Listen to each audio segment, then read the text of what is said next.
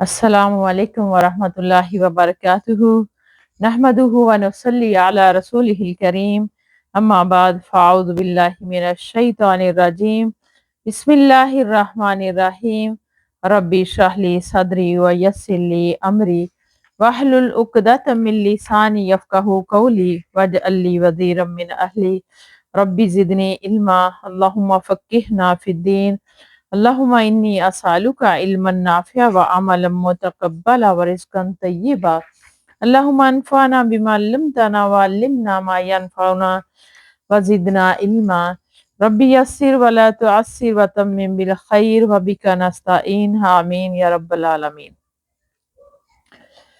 अदाए अमानत के हुक्म का बयान। क़ाल अल्लाहु तआला इन्नल्लाह यअमुरुकुम अन तुअद्दुल अमानाति इला अहलिहा वक़ाल अल्लाहु तआला इन्ना अरदनल अमानता अलस समावाति वल अर्दि वल जिबाली फ़अबैना अन यहमिलना व अशफ़क़ना मिन्हा वहमलल इंसानु इन्नहु काना ज़लूमन जहूला। अल्लाह सुब्हाना तआला ने इरशाद फरमाया, बिलाशुबा अल्लाह ताला तुम्हें हुक्म देता है कि अमानतें अमानत वालों को अदा करो। और अल्लाह सुब्हाना तआला ने इरशाद फरमाया, हमने अमानत को आसमानों, जमीन और पहाड़ों पर पेश किया, चनाचे उन्होंने इसे उठाने से इनकार कर दिया और इससे डर गए और इंसान ने इसको उठा लिया। बेशक वो बड़ा जालिम और सख्त नादान है। फायदा इस आयत में अमानत से मुराद अल्लाह तआला के अहकामात अमर व नहीं है। इस लिहाज से शरीयत तमाम की तमाम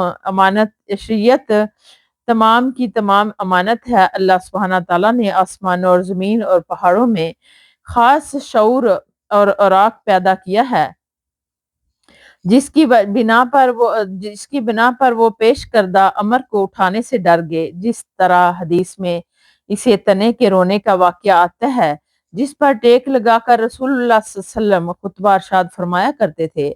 अब इस सिलसिले में चंद अहादीस मलाजा हों। हजरत अबू हुरैरा रज़ी अल्लाह ताला अन्हु से रवायत है कि बेशक रसूलुल्लाह सल्लल्लाहु अलैहि वसल्लम ने फरमाया, मुनाफिक की 3 निशानियां हैं। जब वो बात करे तो झूठ बोले, जब वो वादा करे तो इसके खिलाफ करे, और जब इसके पास अमानत रखी जाए तो खयानत करे। सही बुखारी व मुस्लिम। एक और रवायत में है, अगरचे वो रोजे रखे और नमाज पढ़े और गुमान करे कि वो मुसलमान है, फिर भी वो मुनाफिक ही है। फायद नंबर 1, मुनाफिक वो है जो जुबान से अहले इस्लाम के सामने इस्लाम का इजहार करे, लेकिन दिल में इस्लाम और मुसलमानों के खिलाफ बुग़्ज़ व अनाद रखे। ये नफाक कुफर बल्कि कुफर से भी बढ़कर है। इसलिए कुरान मजीद में कहा गया है, इन्नल मुनाफिकीना फिद्दरकिल अस्फली मिनन नार। मुनाफिकीन जहन्नम के सबसे निचले दर्जे में होंगे। ये मुनाफिकीन नबी करीम सल्लल्लाहु अलैहि वसल्लम के ज़माने में थे, जिनका इल्म आपको बज़रिया वही दिया गया था। अब ऐसे मुनाफिकीन का पहचानना नहायत मुश्किल है। इसलिए अब किसी को मुनाफिक करार नहीं दिया जा सकता, क्योंकि इस इत्कादी नफाक का इल्म अब तकरीबन नामुमकिन है। अलबत्ता नफाक अमली मुसलमानों में आम है, यानी मुनाफिकीन के तौर तरीके जो हदीस में बयान किए गए हैं, मुसलमानों ने अपना लिए हैं। अल्लाह महफूज़ना मिनहुम। नंबर 2, इन अतवार को मुनाफिकीन की सफ़ात इसलिए बताया गया कि आम तौर पर यह सफ़ात इन्हीं में पाई जाती है। ताहम ये अमली नफाक कुफर नहीं, जैसा कि एतकादी नफाक कुफर है, लेकिन यह भी बहुत खतरनाक है, जिससे बचना चाहिए। अल्लाह महफूज़ना मिनहुम आमीन या रब्बल आलमीन। हजरत हुज़ैफा बिन यमान रज़ी अल्लाह तआला अन्हु से रवायत है कि हमें रसूलुल्लाह सल्लल्लाहु अलैहि वसल्लम ने 2 हदीसें यानी बातें बयान फरमाई। इनमें से एक को मैंने देख लिया और दूसरी का मैं इंतजार कर रहा हूँ। आपने हमसे बयान फरमाया था कि अमानत लोगों के दिलों की जड़ गहराई में उतरी, यानी इसे फितरत का हिस्सा बनाया। फिर कुरान नाज़िल हुआ और उन्होंने कुरान और सुन्नत को जाना। फिर आपने हमसे बयान किया कि अमानत उठ जाएगी।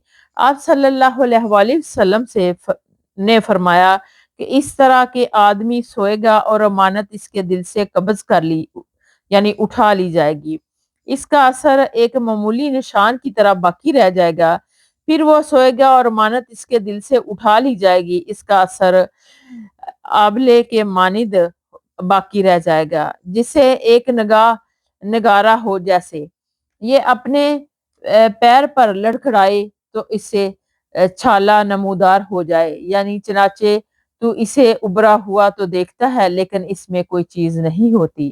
پھر آپ صلی اللہ علیہ وسلم نے ایک کینکری لی اور مثال سمجھانے کے لیے اسے پیر پر لڑکایا، یعنی لوگ صبح کے وقت باہم خرید و فروخت کرتے ہوں گے، اس میں سے کوئی امانت ادا کرنے کے قریب بھی نہ بھٹکتا ہوگا، حتیٰ کہ کہا جائے گا کہ فلاں شخص کی اولاد میں ایک امانت دار آدمی تھا، یعنی امانت دار بالکل کامیاب ہو جائیں گے اور ایمان بھی اسی طرح ان کا ہو جائے گا، حتیٰ کہ کہا جائے گا کہ فلاں شخص کس قدر مضبوط، کس قدر ہوشیار اور کس قدر عقل مند ہے، حالانکہ اس کے دل میں ایک رائی کے برابر بھی ایمان نہیں ہوگا، راوی حدیث حضرت حذیفہ رضی اللہ تعالیٰ عنہ بیان کرتے ہیں، بلا شبہ مجھ پر ایک وقت ایسا گزر چکا کہ مجھے یہ پرواہ نہیں ہوتی تھی کہ میں کس سے خرید و فروخت کروں، اس لیے کہ مجھے یقین ہوتا تھا کہ اگر وہ مسلمان ہے تو اس کا دین مجھ پر میری چیز لوٹا دے گا، اور اگر عیسائی یا یہودی ہے تو اس کے ذمہ دار نگران مجھے میری چیز واپس کر دے گا، یعنی امانت اور دیانت عام ہونے کی وجہ سے کسی سے بھی نقصان کا اندیشہ نہیں تھا، لیکن آج اس کے برعکس معاملہ ہو جانے کی وجہ سے میں تم میں سے صرف فلاں آدمی سے خرید و فروخت کرتا ہوں، بخاری و مسلم۔ فوائد امانت کا لفظ بڑا جامع ہے، اس میں احکام شریعت کی حفاظت، معاملات میں راست بازی اور اصحاب حقوق اور ان کے حقوق کی ادائیگی وغیرہ سب شامل ہیں۔ حدیث کے مطابق اخلاق و کردار کے روز و فضا زوال کی وجہ یہ امانت آہستہ آہستہ ختم ہوتی جائے گی، حتیٰ کہ اس کا اس حد تک فقدان ہو جائے گا کہ جس کی صراحت حدیث میں کی گئی۔ نمبر 2، ہمارے اس زمانے میں بھی امانت نہایت ہی کامیاب ہے اور دن بدن اس میں مزید کمی ہی واقع ہو رہی ہے، جس سے نبی کریم صلی اللہ علیہ وسلم کی پیشن گوئی کی صداقت واضح تر ہو رہی ہے۔ اللہم احفظنا منہم۔ حضرت حذیفہ رضی اللہ تعالیٰ عنہ اور حضرت ابو ہریرہ رضی اللہ تعالیٰ عنہما سے روایت ہے کہ رسول اللہ صلی اللہ علیہ وسلم نے فرمایا، اللہ تعالیٰ قیامت والے دن لوگوں کو جمع فرمائے گا، مومن کھڑے ہوں گے حتیٰ کہ جنت ان کے قریب کر دی جائے گی، جس سے ان کی خواہش جنت تیز تر ہو جائے گی، چنانچہ وہ آدم علیہ السلام کے پاس آئیں گے اور ان سے کہیں گے کہ ابا جان ہمارے لیے جنت کھلوا دیجئے، وہ فرمائیں گے تمہیں تمہارے باپ کی غلطی ہی نے تو جنت سے نکلوایا تھا، اس لیے میں اس سفارش کرنے کا اہل نہیں ہوں، تو میرے بیٹے ابراہیم خلیل اللہ کے پاس جاؤ اور ان سے درخواست کرو، وہ ابراہیم علیہ السلام کے پاس آئیں گے، وہ بھی کہیں گے کہ میں اس کا اہل نہیں ہوں، میں یقیناً اللہ کا خلیل تھا لیکن یہ منصب اس سے ماورا ہے، تم موسیٰ علیہ السلام کے پاس جاؤ جن سے اللہ نے کلام فرمایا، چنانچہ وہ موسیٰ علیہ السلام کے پاس آئیں گے،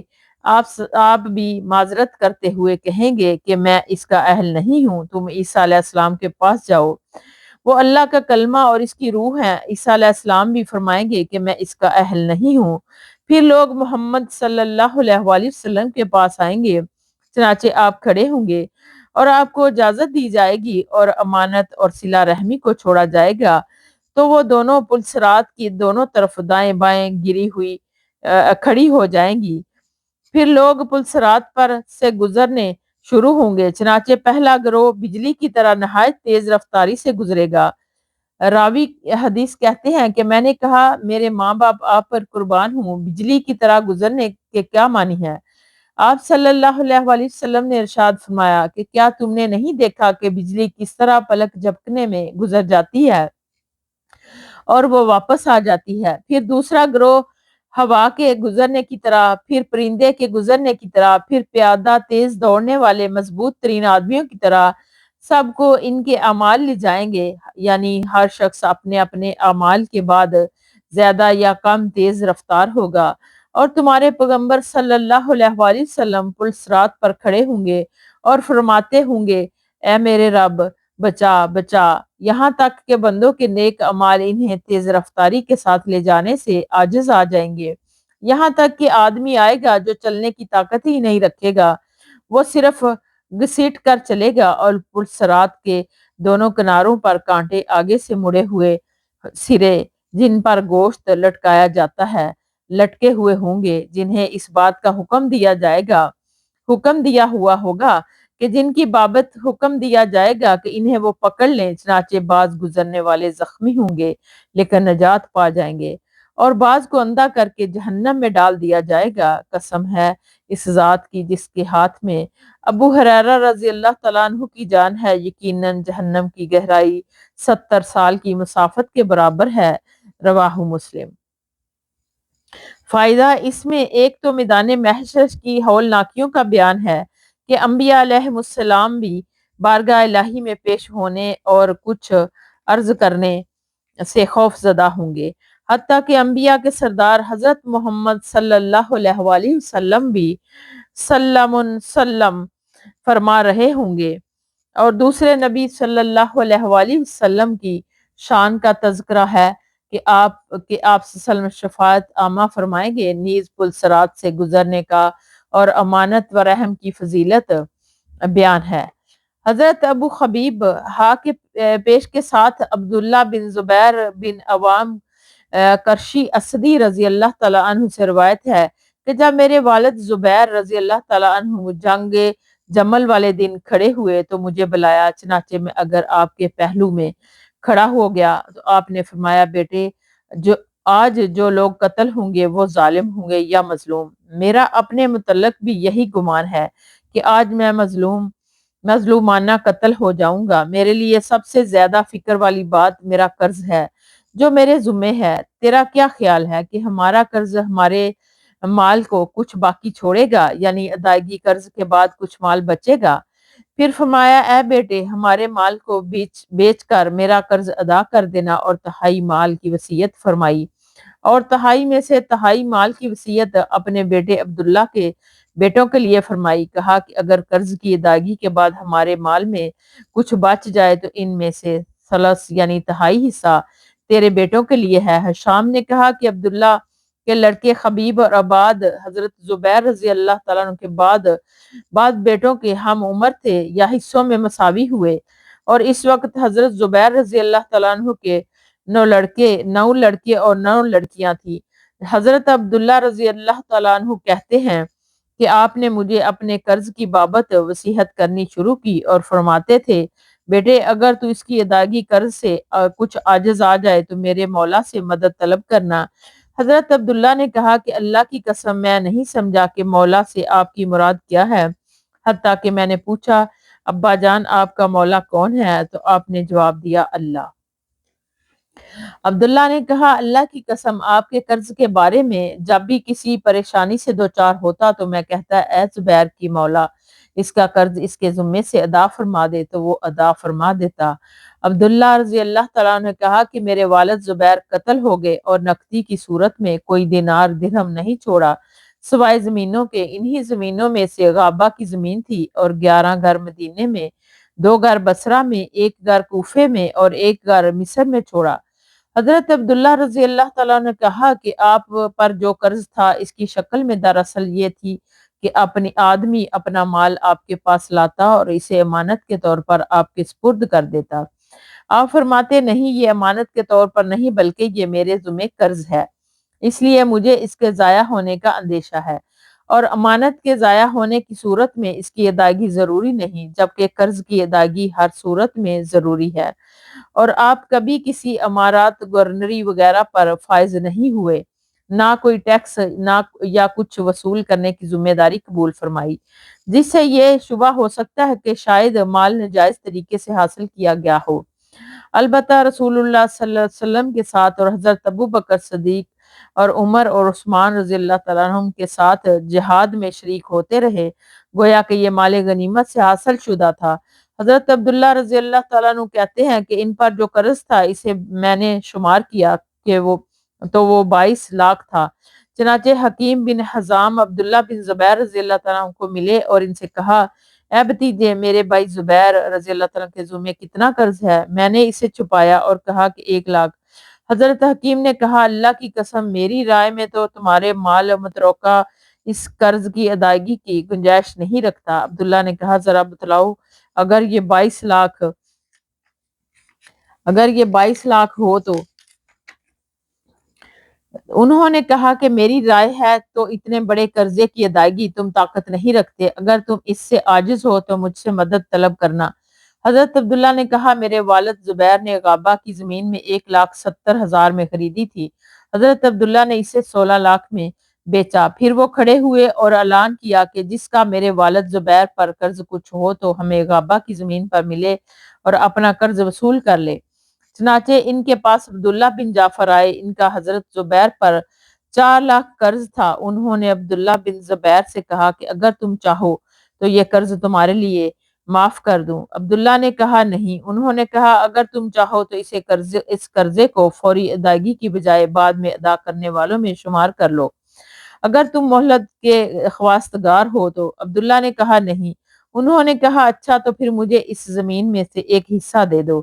عبداللہ بن زبیر نے ان سے کہا کہ یہاں سے یہاں تک زمین کا حصہ تمہارے لیے ہے۔ عبداللہ نے اس زمین کا کچھ حصہ بیچ دیا اور اس سے حضرت زبیر کا قرض ادا کر کے اور اسے دے دیا، اور اس میں سے 4.5 حصے باقی رہ گئے جو عبداللہ حضرت معاویہ رضی اللہ تعالیٰ کے پاس آئے۔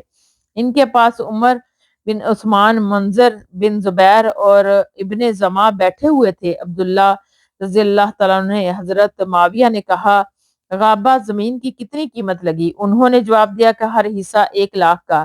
انہوں نے پوچھا کہ اس کے کتنے حصے باقی رہ گئے؟ انہوں نے کہا کہ 4.5 حصے۔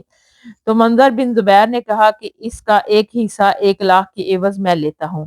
عمر بن عثمان نے کہا کہ ایک حصہ 1 لاکھ کا میں نے لے لیا، اسی طرح ایک حصہ 1 لاکھ میں ابن زمان نے لے لیا۔ اعلان کیا۔ حضرت معاویہ نے پوچھا کہ اب کتنے حصے باقی رہ گئے؟ انہوں نے کہا کہ 1.5 حصہ۔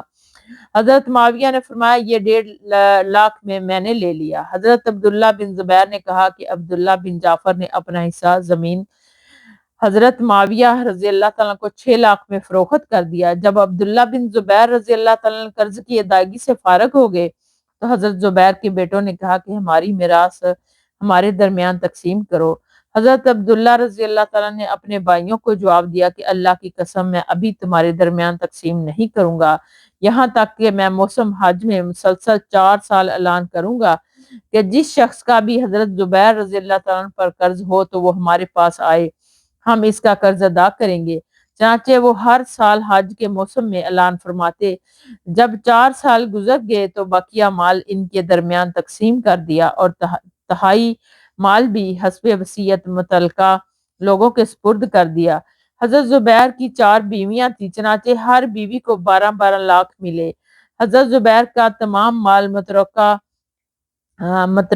5 کروڑ 2 لاکھ تھا۔ رواہ البخاری۔ فائد: جہاد کے موقع پر اس قسم کے دیگر حالات میں جبکہ زندگی یکسر غیر یقینی ہو وصیت کرنا مستحب ہے۔ نمبر 2، انفاذ وصیت اور تقسیم میراث سے قبل میت کے ذمے قرض کی ادائیگی ضروری ہے۔ نمبر 3، حسب ضرورت واقعتاً پوتوں کے لیے وصیت کرنا جائز ہے جبکہ آباء کی صورت میں حاجب موجود ہے۔ اور نمبر 4، جو قرض کی ادائیگی کے وقت طاقت رکھتا ہو اس کے لیے قرض لینا جائز ہے۔ نمبر 5، زمینیں، مکانات اور مال و دولت کا جمع کر کے رکھنا جائز ہے چاہے یہ جائیداد کتنی بھی ہو، بشرط یہ کہ حلال ذرائع سے حاصل کردہ ہو اور اس کی زکوٰۃ بھی ادا کی جاتی ہو۔ نمبر 6، مومن کو اللہ کی ذات پر اعتقاد اور شوق رکھنا چاہیے۔ زبیر رضی اللہ تعالیٰ نے اللہ پر اعتماد کیا۔ نمبر 7، صحابہ کرام رضی اللہ تعالیٰ کے مقام اخلاق کا بیان کہ بعض نے معاونت کی کہ بعض نے قرض معاف یا مؤخر کر دینے کی خواہش کا اظہار کیا، لیکن حضرت عبداللہ بن زبیر رضی اللہ تعالیٰ عنہ نے ان سے بھی زیادہ بلندی اخلاق کا ثبوت پیش کیا کہ کسی بھی پیشکش قبول نہیں فرمائی۔ نمبر 8، غازی اور متوکل علی اللہ شخص کے مال میں اللہ تعالیٰ کی طرف سے برکت ڈال دی جاتی ہے، جیسے حضرت زبیر کی زمین کئی گنا زیادہ قیمت پر فروخت ہوئی اور سارا قرض اتر کر بھی کافی دولت بچ گئی۔ نمبر 9، حضرت زبیر کا کمال اخلاق، اخلاص اور خیر خواہی کا جذبہ بے مثال کہ لوگوں کی امانتوں کو بطور قرض اپنے پاس رکھتے تاکہ نقصان ہو تو ان کا اپنا ہو، امانت رکھوانے والے کا نقصان سے محفوظ رہے۔ نمبر 10، حضرت عبداللہ بن زبیر رضی اللہ تعالیٰ عنہم کا کردار کس قدر قابل رشک ہے کہ پہلے والد کا قرض اتارا، پھر ترکہ ورثہ میں تقسیم فرمایا اور امانت و دیانت کا شاندار مظاہرہ فرمایا۔ ورثہ نے 4 سال انتظار کیا تاکہ حضرت زبیر رضی اللہ تعالیٰ عنہ کا بوجھ ہلکا ہو جائے اور بار بار وراثت کا مطالبہ نہ کیا۔ سبحان اللہ۔ وآخر دعوانا ان الحمد للہ رب العالمین۔ سبحانک اللہم وبحمدک نشہد ان لا الہ الا انت نستغفرک ونتوب الیک۔ السلام علیکم ورحمۃ اللہ وبرکاتہ۔